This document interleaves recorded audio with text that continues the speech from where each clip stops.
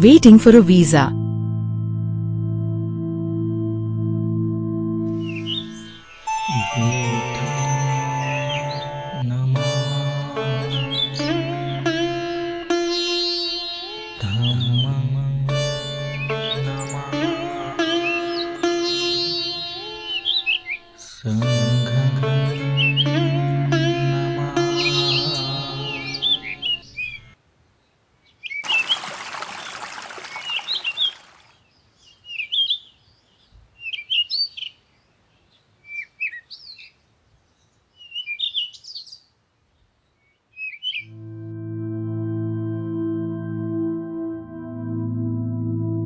Early at 5 in the morning, our cartman came and suggested that we should start for Gurgaon. We flatly refused.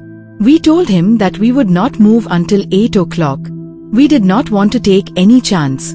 He said nothing. So we left at 8 and reached Gurgaon at 2. My father was surprised to see us and said that he had received no intimation of our coming. We protested that we had given intimation. He denied the fact.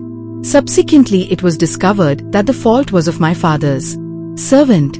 He had received our letter but failed to give it to my father. This incident has a very important place in my life. I was a boy of 9 when it happened, but it has left an indelible impression on my mind.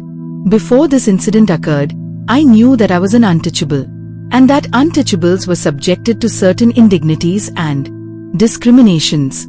For instance, I knew that in the school I could not sit in the midst of my class students according to my rank, but that I was to sit in a corner by myself.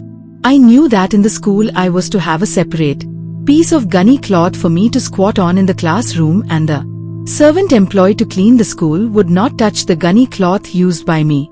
I was required to carry the gunny cloth home in the evening and bring it back the next day.